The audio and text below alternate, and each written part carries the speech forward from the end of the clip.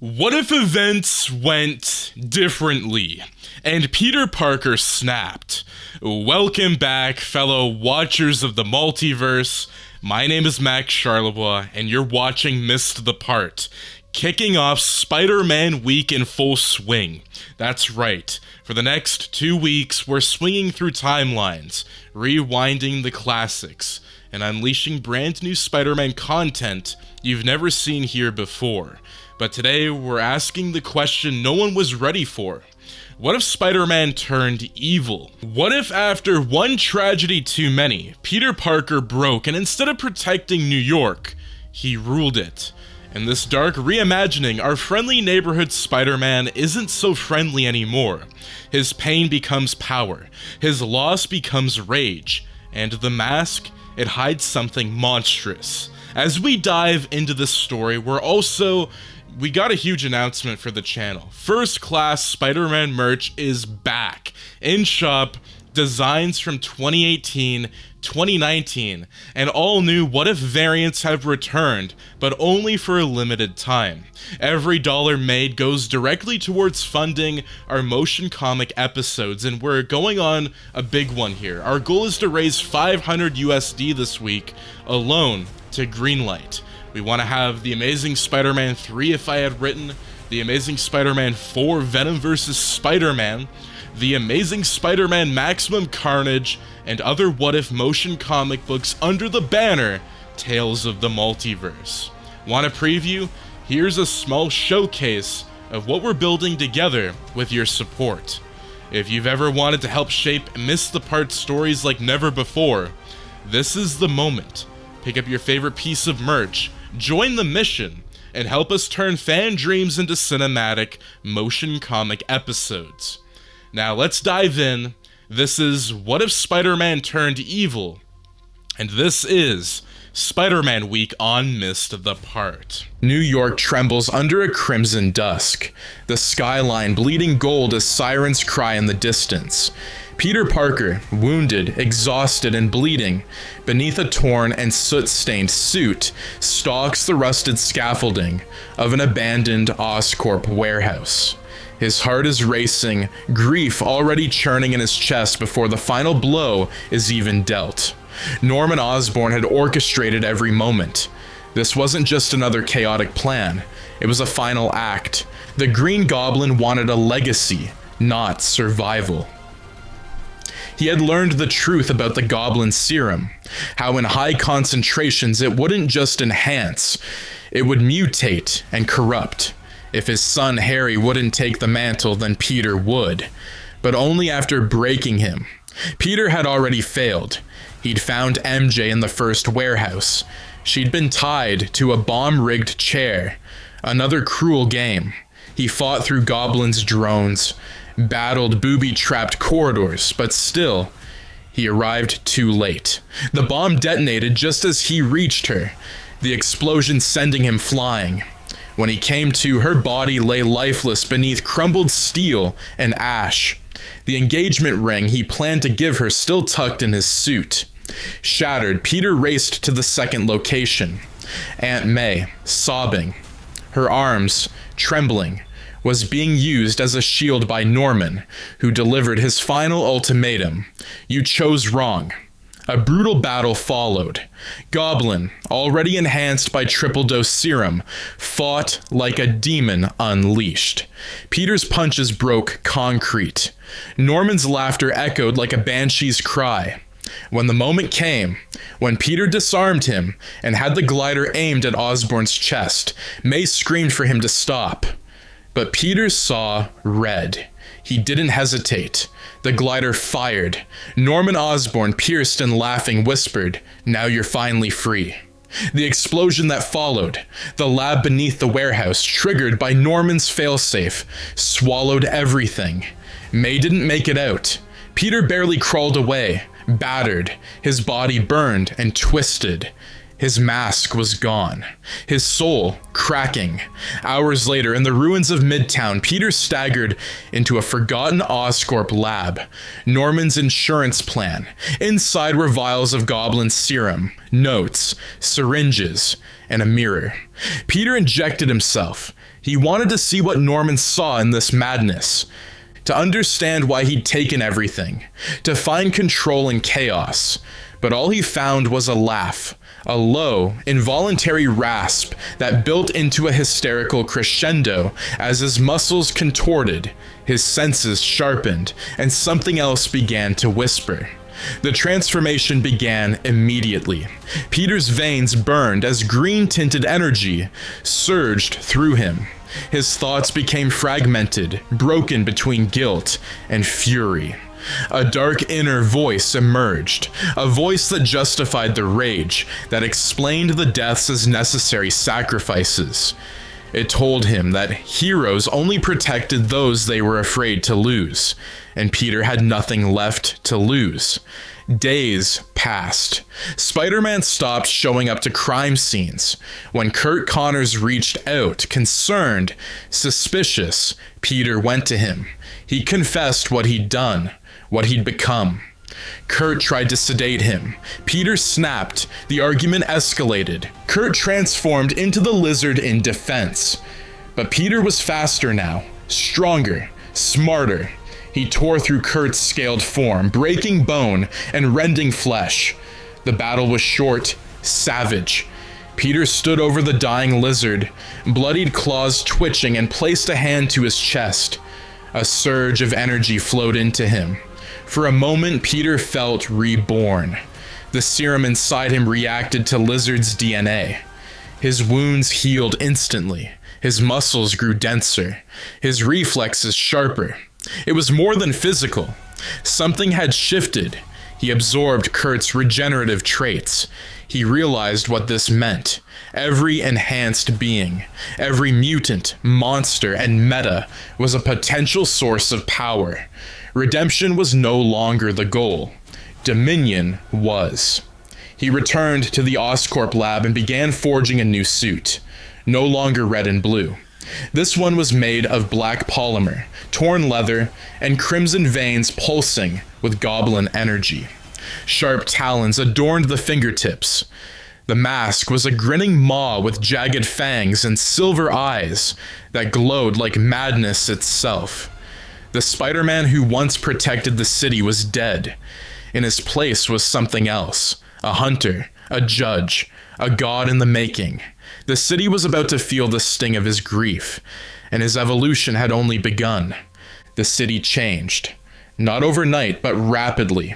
Where once there were glimpses of red and blue swinging through the skyline, now came shadows darting in silence. Reports surfaced of villains disappearing, entire criminal dens gutted with surgical precision. Murals of Spider-Man, once symbols of hope, were graffitied black or torn down. Fear crept in where faith once lived. Peter Parker, if that was still who he was, had become the apex predator of New York. The death of Curt Connors had unlocked a horrifying realization. With each enhanced foe he killed, he absorbed a fragment of their power. Through the mutagenic properties of the goblin serum, now fused to his DNA. And so, the hunt began. Kraven the Hunter thought he was stalking Spider-Man. He laid traps across the rooftops of Queens, set bait, watched for patterns. But it was Peter who'd been following him. When Kraven finally pulled the trigger, it was at an illusion, a holographic decoy designed by Peter using Mysterio's stolen tech. The real Spider-Man came from behind, dragging Kraven into the sewers and impaling him on his own spears. Kraven's blood mixed with the serum as Peter harvested heightened senses, jungle reflexes, and animal tracking abilities. Next came Mysterio. Peter didn't just kill him, he played him. He staged a mock therapy session with a stolen voice from Quentin Beck's own illusion rig, twisting Mysterio into a paranoia spiral. Beck was already unstable. Peter just opened the final door. In a moment of vulnerability, Peter drove a web dagger into his chest, whispering, "Thanks for the nightmares." Now he could project illusions, bend light, and mask his scent. Then Hobgoblin, then Shocker, then Morbius. Each death fed him. With each kill, Peter's abilities evolved further.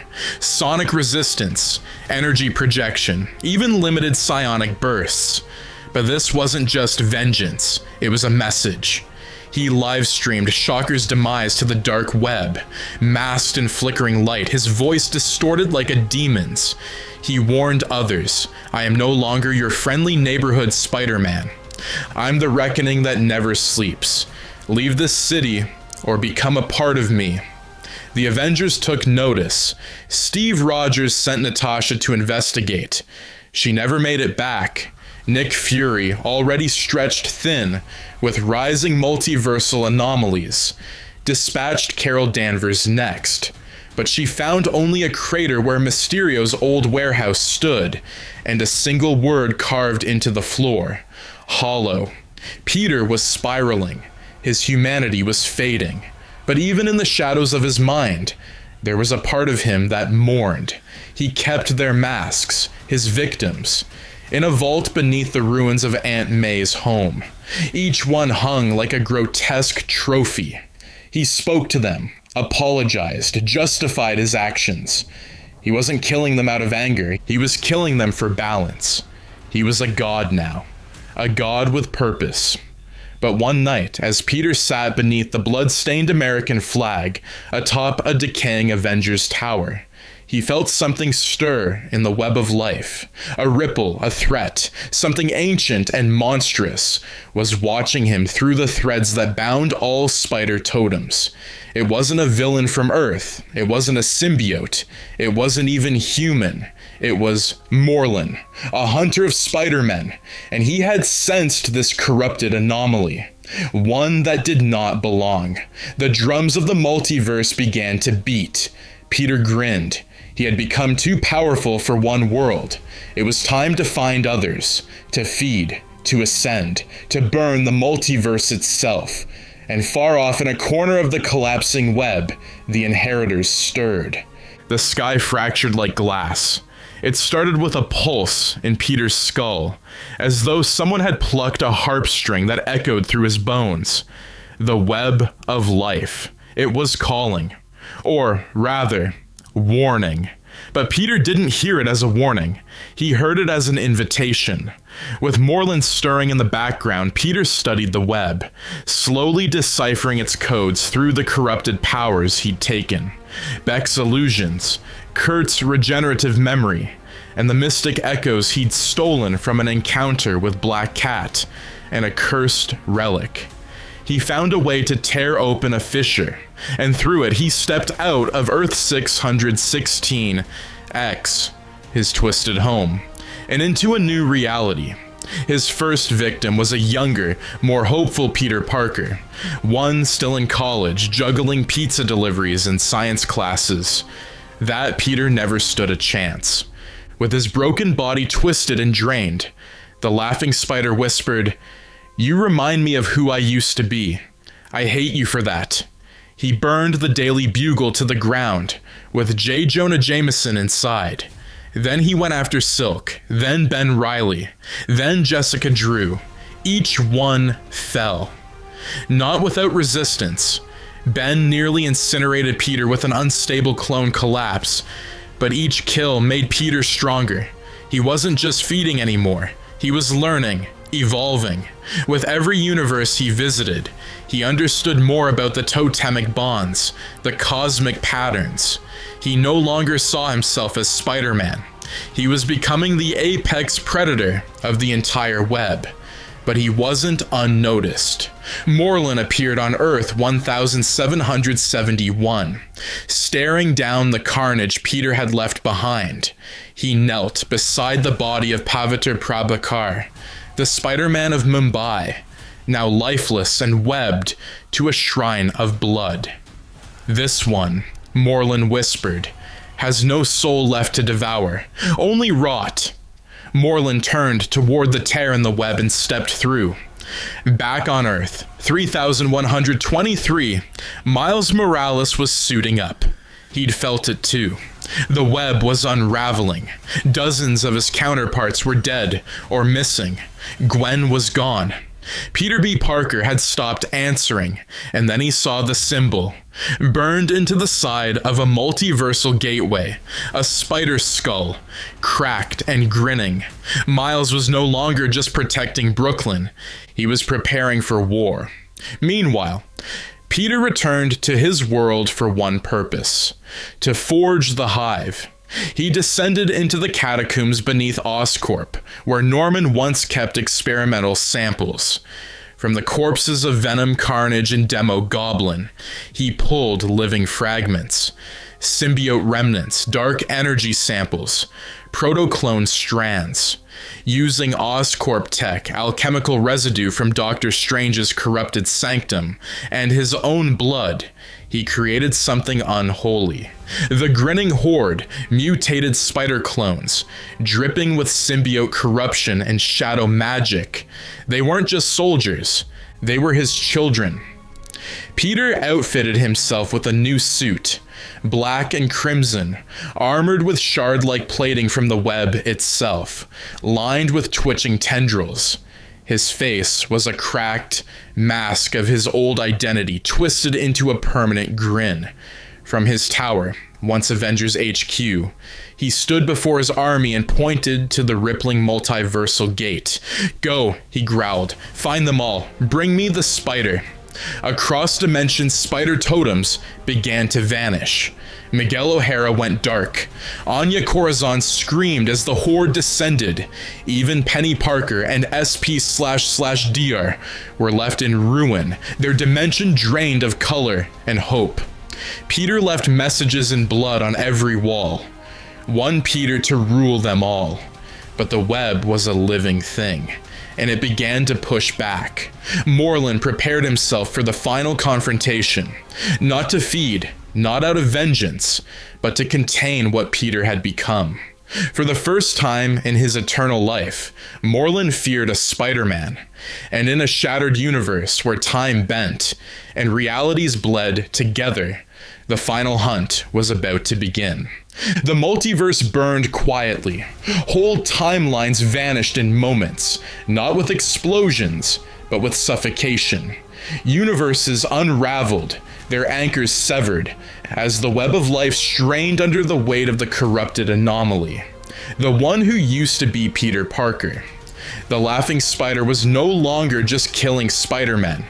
He was unmaking them. Each murder wasn't simply a death. It was a removal from the grand equation. Their totems blinked out of the great web, and with each thread that snapped, reality screamed. In the crumbling remains of Earth 8311, Peter Porker, the spectacular Spider-Ham, fought valiantly, webbing up mutated clones and sabotaging portals. He wasn't a joke anymore. He was a survivor. But the Horde found him, and as they pulled him apart, all he muttered was, "Tell May, bacon's off the table. One more thread. Cut." Elsewhere, a fragile alliance was forming. Miles Morales, Gwen Stacy, recovered from a broken dimension, and Kane had gathered remnants of surviving spider totems at an interdimensional refuge called the Loom Sanctum, a hideaway anchored deep in the web's origin point. Guided by the last surviving web warrior, Julia Carpenter, they planned to do the unthinkable: summon Moreland. Not to fight him, but to recruit him. Even Miles understood. This wasn't just another version of Peter gone rogue. This was the end of Spider-Man. They reached Moreland at Earth 13, where the Lightbringer Spider-Man had once fought. Moreland stood over a desecrated monument, waiting. "You need me," Moreland rasped. "The beast has become stronger than the totem. He doesn't feed on power, he feeds on purpose, on destiny." "We don't care," Miles said, mask torn, eyes tired. "We just want to stop him." Moreland smiled for the first time in centuries. Then we hunt together. Back on Earth 616X, the laughing spider had returned briefly, standing in the ruins of the Parker home. The photo frames were shattered. The wedding band still sat on a scorched table. Peter no longer wept. Instead, he opened a portal in the living room floor, using a shard of the web laced into his gauntlet. He stared down into it, a kaleidoscope of infinite Peters, infinite memories, infinite guilt. "I will end the curse," he whispered. "No more Spider-Men, no more guilt." Then he stepped through the gate. What followed was a genocide of identity. Peter hunted through cosmic storms, through the ruins of Noir's smoky timeline, through cyberpunk cities where robotic spiders uploaded themselves to hidden servers, through fantasy worlds where Spider Knights prayed to gods he now killed. With each kill, his army evolved. Some spiders began to join him, infected by whispers from his corrupted web shard.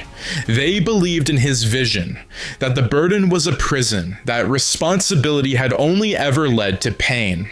They became apostles of despair, donned in grotesque armor made from melted suits and stolen tech, the Laughing Legion. At the edge of all realities, where the web had first been spun, the final spire stood, and that was where they set the trap. Miles and Moreland stood at opposite ends of the spire, surrounded by every surviving spider warrior: Julia, Spider-Girl, Mayday Parker, Silk, a wounded Ben Reilly, even Spider-Man 2099 with a fractured arm. "This is where it ends," Julia said. "No," Moreland corrected. "This is where he begins to notice fear again." And then he came. The laughing spider, cloaked in a robe of blackened webbing, stepped through a tear in space. His eyes glowed red beneath a half-broken mask that grinned wider than it should have. The air froze. The web shivered. "You brought Moreland," he said, amused.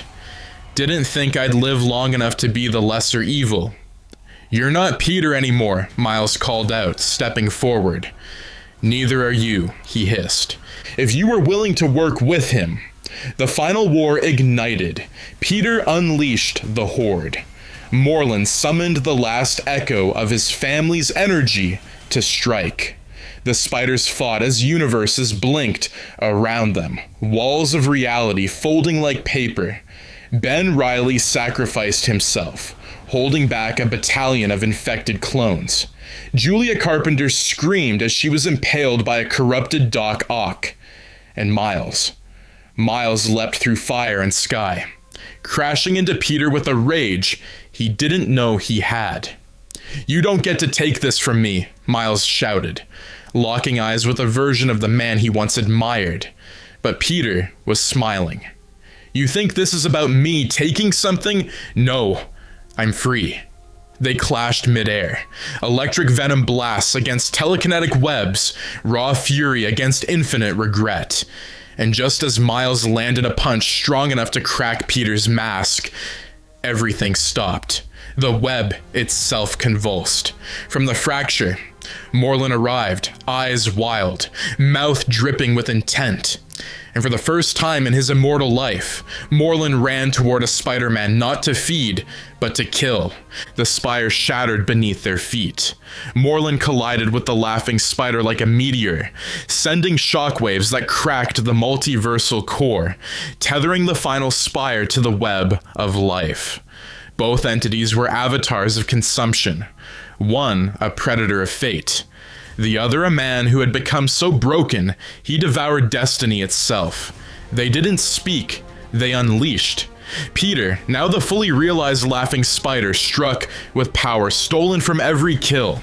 Psionic domination from Mysterio, illusion folding from Kraven's totemic blood, density control from Sandman, regeneration from Lizard, symbiotic aggression from Venom and Carnage.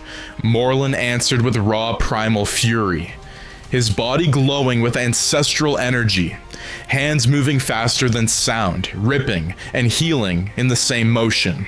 The battlefield was a collapsing multiversal vein, threads snapping, timelines flickering in and out like dying embers. Spider heroes fought spider apostates in the sky, while the few survivors tried to hold the world's edge intact. Miguel O'Hara was down. Silk bled from a wound too deep. Julia Carpenter was gone. Her totem severed. Miles still fought, barely standing, bones cracking under the pressure of the collapsing web. Meanwhile, inside the final pocket of the web, the soul of Peter Parker, the real buried fragment, stood alone in a void of memory. He saw Uncle Ben, he saw MJ, he saw May, and he screamed. But no one could hear him anymore. That part of Peter had been buried under rage, loss, and power. The serum had taken his body. The kills had taken his soul. But the guilt never left. In the chaos, Morlun gained the upper hand. He bit into Peter's shoulder, ripping off a chunk of enhanced flesh, sending him spiraling into a wall of decaying timelines. He pinned him with the bones of 1,000 dead spiders, ancient and forgotten. "You were meant to be the brightest," Morlun said, "and you've become the void." Peter grinned through the blood. "So have you." Venom threads burst from Peter's back like black tendrils, piercing Morlun through the chest and dragging him into a mindscape constructed of Peter's nightmares. There, Morlun stood in a cemetery. Dozens of headstones. Gwen, MJ, May, Harry, Ben. "You see what it's like?" Peter said, walking barefoot through the snow made of webbing. "To carry them all? You fed on my kind, but I am my kind. I carry their pain, and now," he opened his arms, "I feed on you." In the real world, Morlun let out a scream unlike any he'd ever made. The laughing spider absorbed his essence, his ancient dimensional strength, his bond to the web's origin, and as it entered him, his mask cracked one last time, revealing not Peter Parker, but something else, something new. Not Spider, not Goblin, not Peter, just the end. Across the battlefield, the skies split open. The threads that had anchored the multiverse started to snap inward, being pulled into the laughing spider. He had become a singularity of spider totems, a godless god who no longer needed timelines or meaning. Miles, burned and broken, watched from the rubble as the sky itself bled red. He tried to stand, but he couldn't. Peter turned to him, walking slowly through the ashes. "Why?" Miles asked. Peter knelt beside him. "I'm not angry anymore," Peter whispered. "Just awake." He placed a finger on Miles's forehead and spared him. "I want you to see what comes next." The laughing spider stood atop the last thread of the web. Around him, nothing. All realities with spider totems, gone or erased or consumed. But then, he felt it. Another pulse, another life. One he hadn't reached yet. He closed his eyes and saw a child with spider powers, in a new world, in another timeline, and he smiled. The multiverse had gone quiet. No alarms, no watchers, no echoes of broken timelines, whispering through the ether. Only one being stirred, one thing still moved with purpose. The laughing spider. Floating alone at the intersection where the web of life had once flourished, he hovered like a star gone nova, cloaked in spiraling tendrils of symbiote thread and obsidian silk. In his eyes glowed galaxies, in his hands, timelines yet untouched. Morlun's power had not just granted him more strength, it had revealed the lattice behind reality. He now saw how every spider totem echoed through existence. Some were infants. Some hadn't been bitten yet. Some were women. Some were machines. Some didn't even know they were heroes. But all were him in some way. And now, they were his to consume. He drifted into a newly forming universe. Earth 0x24. Here, a spider child barely 12 lived with his mother and never wore a mask. Peter stood invisible behind reality's curtain, watching him walk home from school, helping others, smiling. Why does he get to smile? The thought didn't come from hate. It came from grief. Peter clenched his fist. He wanted to leave him alone. He wanted to just watch. But the serum whispered louder than guilt. And Peter blinked into that world. Meanwhile, in the forgotten corners of unrepaired space, Miles Morales walked through a limbo-like rift, hand pressed to his chest where Peter had spared him.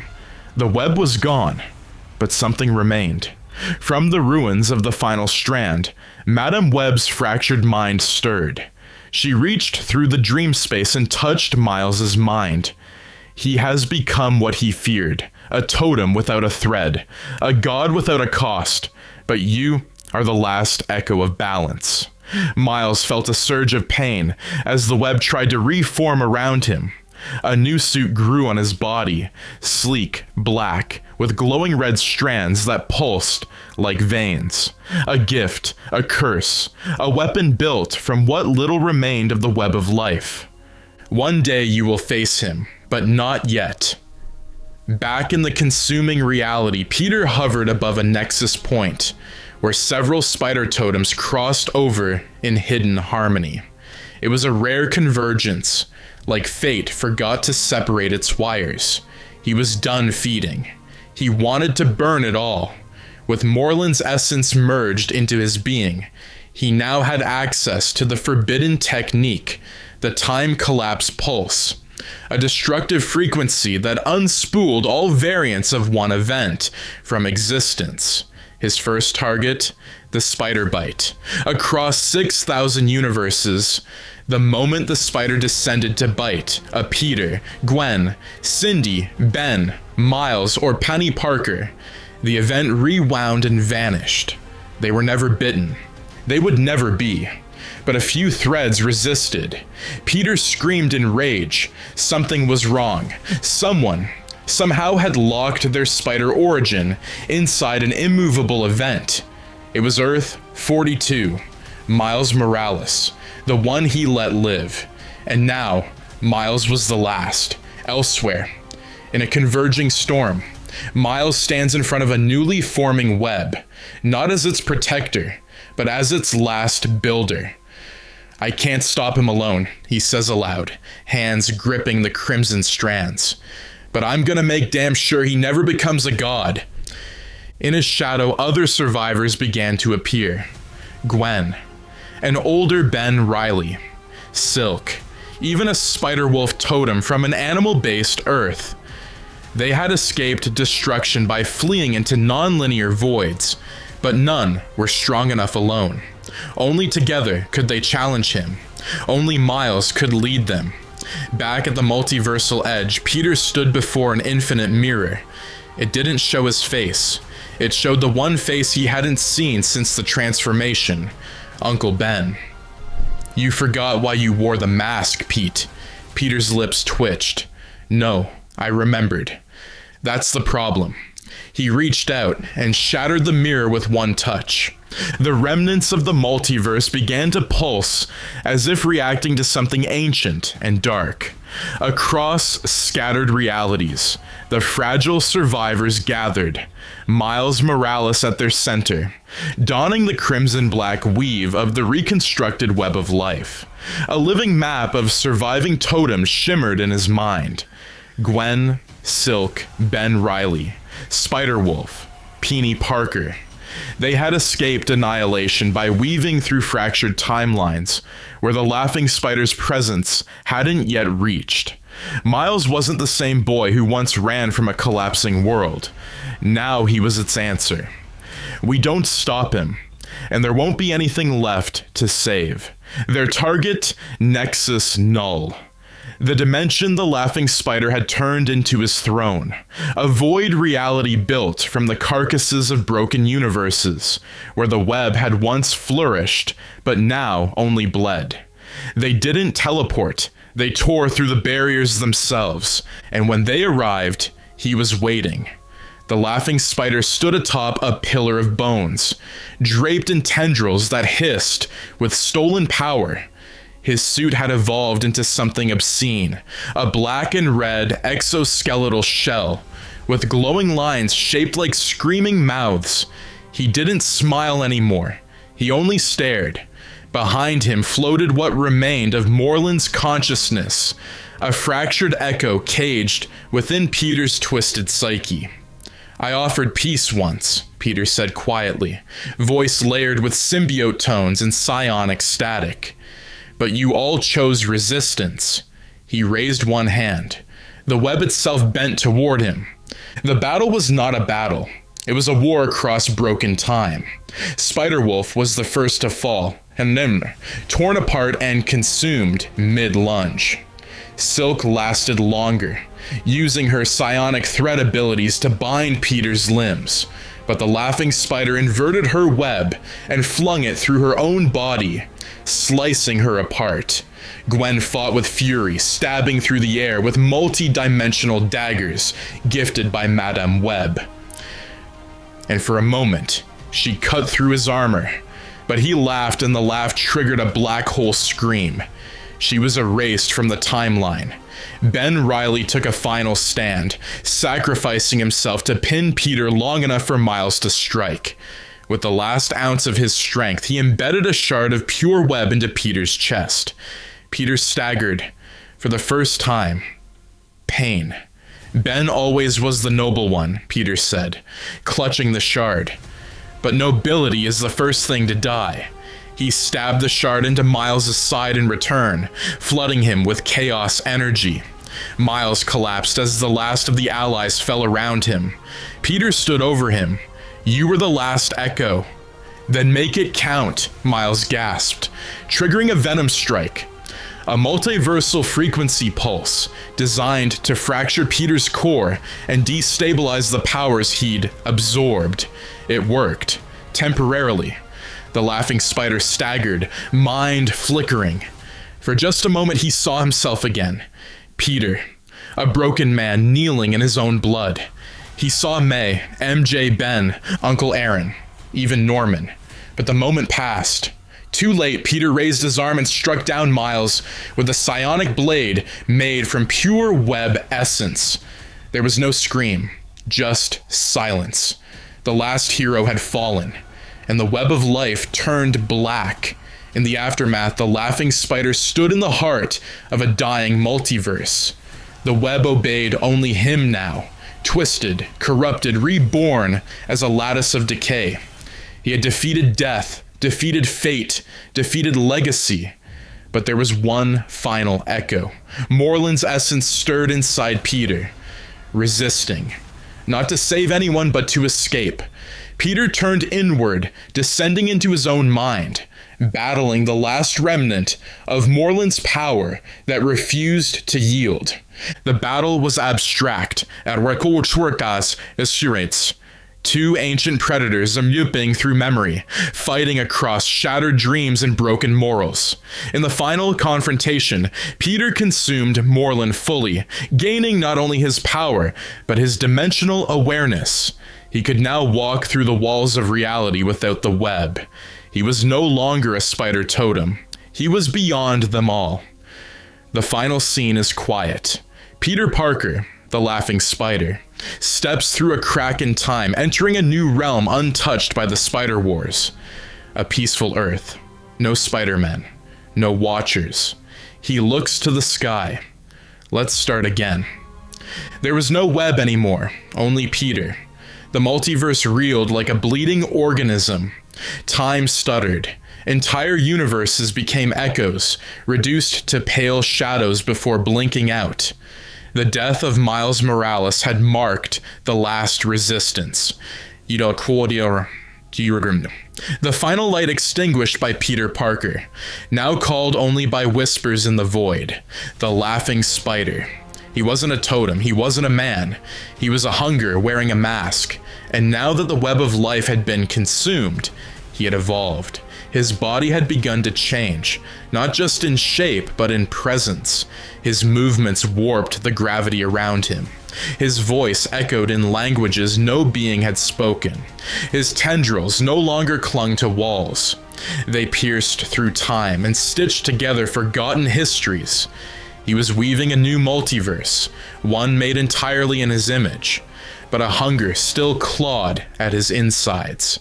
A whisper, a challenge. Not all spiders were born of the web.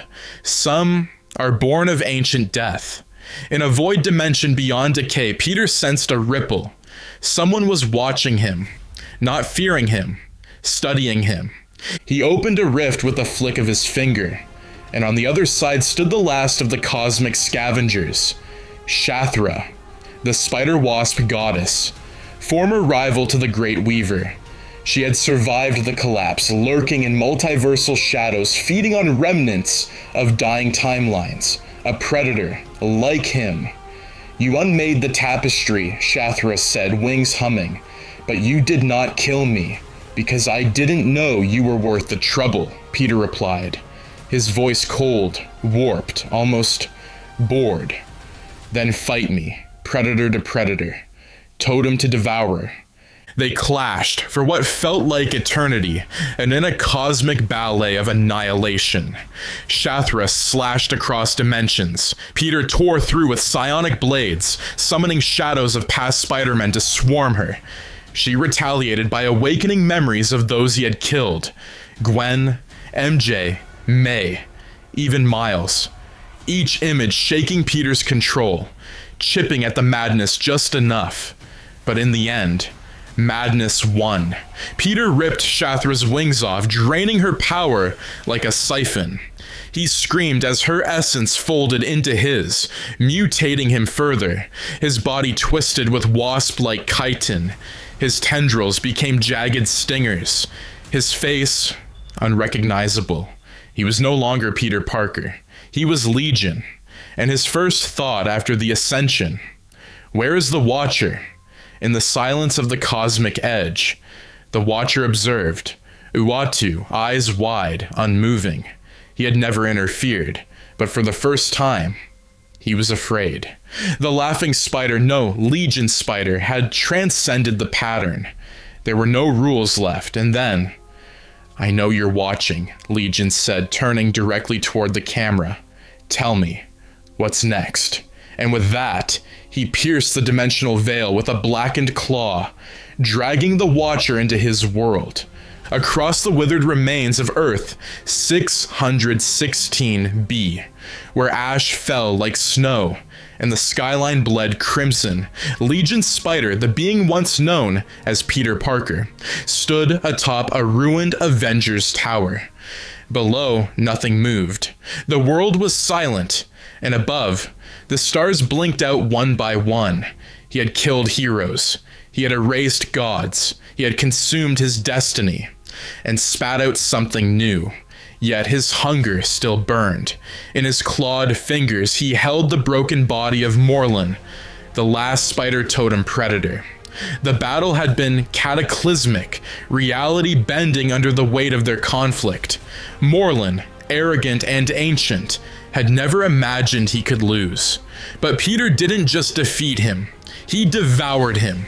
His eyes glowed with a power that bent timelines. His body pulsed with energy that shimmered like shattered glass. He could feel the multiverse trembling. "This was never about revenge," Peter whispered to Morlun's lifeless form. "This was evolution." He turned toward a mirror of twisted webbing, a portal of his own design. It was not connected to the web of life. That was gone. This was something worse, something new. A dimensional weave that answered only to him. He stepped forward, dragging a long blade forged from fused powers.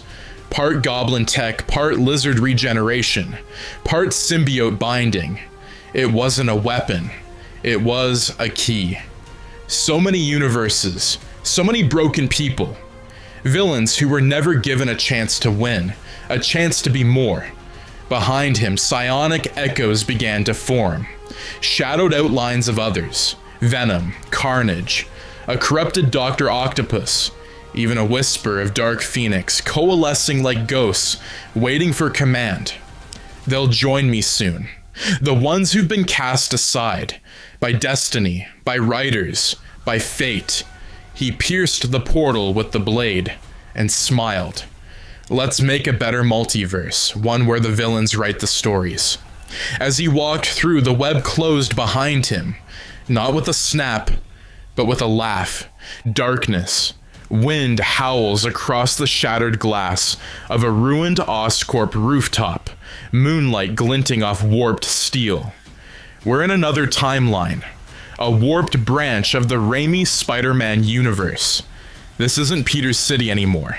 It's Harry Osborn, clad in a red and silver spider suit, stitched from prototype Oscorp armor and old wrestling gear. He staggers backward, blood dripping from a shattered lens. Across from him, Morlun stands tall, regal, and monstrous, his fangs gleaming, his black coat fluttering like death incarnate. Peter Parker, this universe's Electro, wearing a torn jacket over crackling, glowing veins, lies broken, barely breathing, static flickering weakly from his fingertips. You're no true totem, Morlun sneers, lifting Harry by the throat. Your blood is stale, your legacy borrowed, and you? He glares at Electro Peter, a spark pretending to be a storm. Harry thrashes, firing a desperate web to the edge of the building, yanking hard. But Morlun is unmoved, just as he rears back to strike. A low, warping vibration hums through the air. A ripple, a tear in reality. A portal opens behind them. From it, a figure steps forward, slow, deliberate. His outline black against the swirling cosmic void behind him. A twisted silhouette, a spider-shaped monster, the Laughing Spider. His suit is stitched from other heroes' insignias. Symbiote skin laced with goblin tech, bone and metal. His eyes are jagged cracks glowing red, webbing made of sinew and fire coils around his arms. He radiates death. Morlun turns, startled, sensing something even older than himself. No, you are not of the web. What are you? The Laughing Spider says nothing. He lifts one hand. A single strand of molten web fires through Morlun's chest. Morlun gasps. The life drains from his body, not fed upon but overwritten, his soul devoured like code. Harry drops to the ground gasping as Morlun disintegrates into ash. The portal behind the Laughing Spider shudders, closing, leaving only the wind and the dread silence. Peter, the Electro of this world, crawls forward, barely able to speak. Who the hell are you? The Laughing Spider steps closer, leans down, looks directly into the eyes of his broken counterpart, and then at Harry, barely standing, barely alive. A grin spreads beneath the mask. I'm what happens when you stop pulling your punches.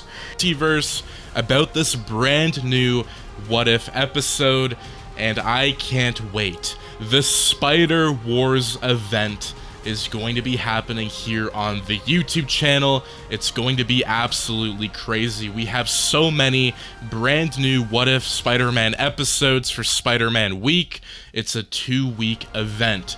So do make sure to go on the Fourth Wall merch store and take a look at the brand new classic Spider Week merchandise. We have designs from 2018, 2019, and all new What If variants that have returned, but only for a limited time.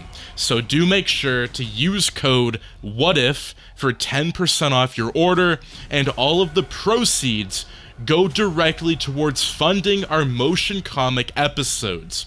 And we've got big ones coming out. We have a goal to raise 500 USD this week alone to greenlight a ton of different What If episodes under the Tales of the Multiverse banner. Now again, do make sure to subscribe, like, share, and turn those notifications on so you and your friends are all up to date with the latest content. Thank you guys so much, and I will see you in the next video. Take care and have a fantastic day. Peace out.